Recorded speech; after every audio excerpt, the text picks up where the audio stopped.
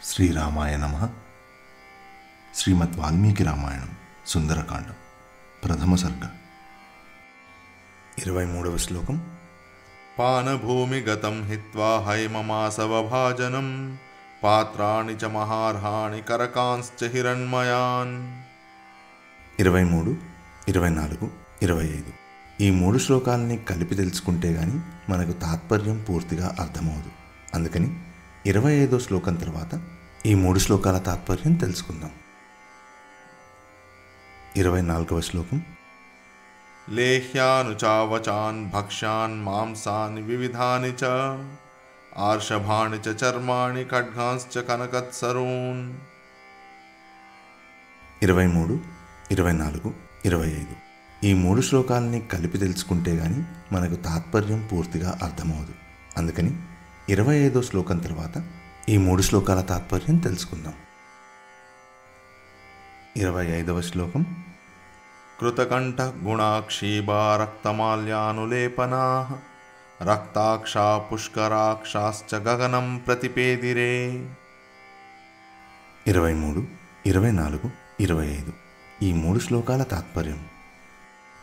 ఆ విద్యాధరులు భోజనశాలందున్న స్వర్ణ పాత్రలు, ఎంతో విలువైన ఇతర పాత్రలను, వేరువేరు లేహ్యములను, భక్ష్యములను, మాంసములనే గాక తమ డాలులను, బంగారు పిడులు గల ఖడ్గాలను ఎక్కడివి అక్కడ విడిచిపెట్టి మంచి కంఠహారాలను, ఎర్రని గంధమాల్యాదులను ధరించి ఉన్నట్టి వారందరూ మద్యపానముచే ఎర్రబడిన విశాల నేత్రములతో మీదికి ఎగసి ఆకాశమును చేరుకునిరి.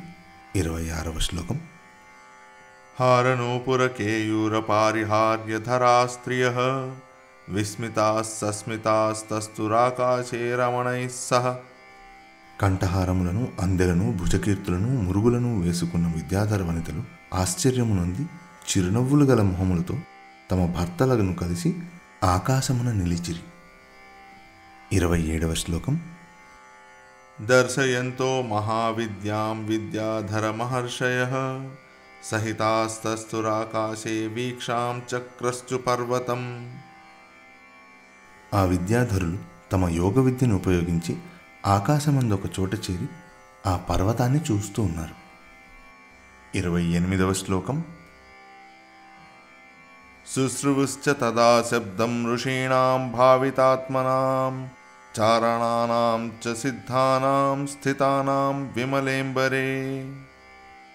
నిర్మలమైన ఆకాశము నుండి ఆత్మనిష్టాపరులైన మునుల యొక్క, సిద్ధుల యొక్క, చారణుల యొక్క మాటలు ఈ విధంగా వినిపించినాయి. 29వ శ్లోకం. ఏష పర్వత సంకాశో హనుమాన్ మారుతాత్మజః తితీర్షతి మహావేగః సముద్రం మకరాలయం. పర్వతం వంటి శరీరం గల ఈ హనుమంతుడు మహావేగముతో మకరములు అనగా మొసళ్ళు లాంటి భయంకరమైన జంతువులు ఉన్న ఈ సాగరాన్ని దాటాలని కోరుకుంటున్నాడు. 30వ శ్లోకం. రామార్థం వానరార్థం చ చికీర్షన్ కర్మ దుష్కరం సముద్రస్య పరం పారం దుష్ప్రాపం ప్రాప్తుమిచ్చతి. ఇతరులకు అసాధ్యమైన ఈ కష్టమైన కార్యమును చేయదలిచి శ్రీరాముని కొరకును, వానరుల కొరకును ఇతడు సముద్రం యొక్క అవతలి ఒడ్డుకి చేరాలనుకుంటున్నాడు. 31వ శ్లోకం. ఇతి విద్యాధర శ్రుత్వా వచస్తేషాం మహాత్మనాం తమ ప్రమేయం దదృశు పర్వతే వానరర్షభం. ఆ మహాత్ములు పలికిన మాటలు విని విద్యాధరులు ఆ పర్వతముపై ఎంతో పెద్దదైన శరీరము కలిగిన హనుమను చూశారు. 32వ శ్లోకం. దుధువే చ స రోమాణి చ కంపే చాచలోపమః ననాద సుమహానాదం సుమహానివతో యదః. పర్వతంతో సమానంగా ఉన్న ఆ హనుమంతుడు తన రోమాలను విదిలిస్తూ అటు ఇటు ఊగెను. ఒక గొప్ప మేఘంలాగా పెద్ద శబ్దం వచ్చేటట్టుగా గర్జించాడు. 33వ శ్లోకం. ఆనుపూర్వ్యేణ వృత్తం చ లాంగూలం రోమభిశ్చితం ఉత్పతిష్యన్ విచిక్షేప పక్షిరాజ ఇవోరగం. ఆకాశంలోకి ఎగరాలనుకున్న హనుమంతుడు గరుత్మంతుడు ఒక పెద్ద సర్పాన్ని విదిలించినట్టుగా రోమములతో కూడిన తన తోకను విదిలించెను.